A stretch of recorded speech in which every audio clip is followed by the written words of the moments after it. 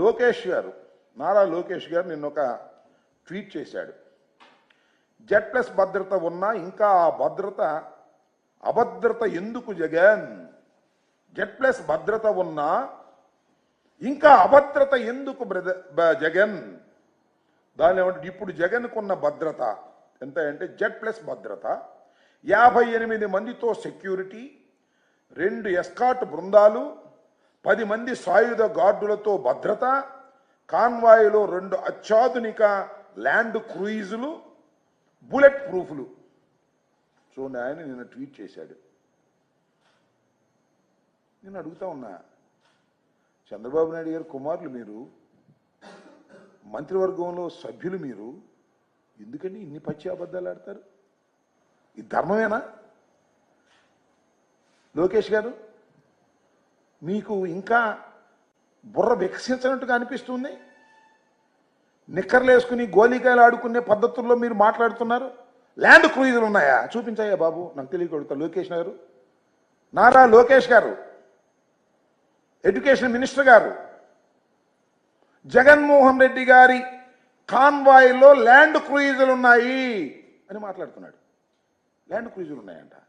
మా ఎక్కడ కనపడలేదు, నిన్న మొన్న తిరిగాం. ల్యాండ్ క్రూయిజులు ప్రభుత్వం సప్లై చేసిందా? బుల్లెట్ ప్రూఫ్ కార్లు, కార్లు ఏంది? బుల్లెట్ ప్రూఫ్ కార్లు ఎన్ని ఉన్నాయబ్బా? బుల్లెట్ ప్రూఫ్ కార్లు అంటే బహువచనం వాడావు కదా. ఒక్క బుల్లెట్ ప్రూఫ్ కారు ఇచ్చారు, అది కూడా లోపభూయిష్టమైనటువంటి కారు.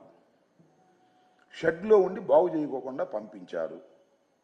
మొదటి రోజున ఆయనతో పాటు నేను కూడా ప్రయాణం చేశాను.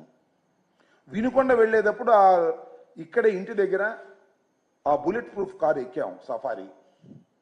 ఖచ్చితంగా టోల్ గేట్ యువతలే అనుకుంటా, అవతల గుర్తులేదు.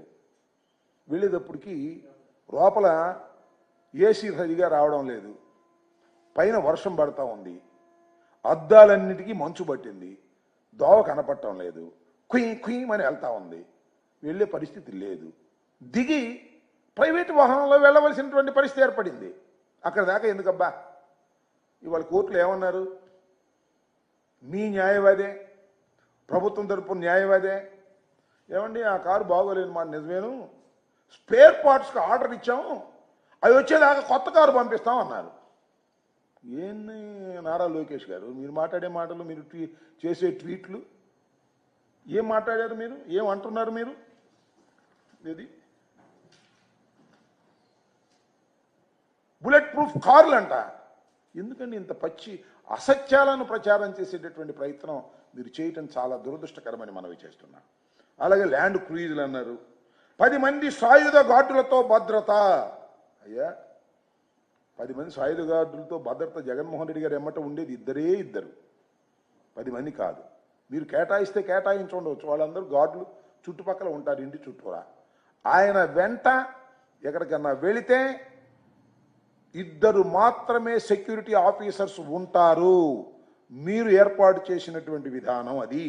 ఈ విషయాన్ని మీరు గమనించాలని మనం. మీకైతే మాత్రం చాలా భద్రత కావాలి, జగన్మోహన్ రెడ్డి గారికి అయితే మాత్రం భద్రత అవసరం లేదు అనేటువంటి పద్ధతుల్లో మీరు వ్యవహరిస్తున్నారు.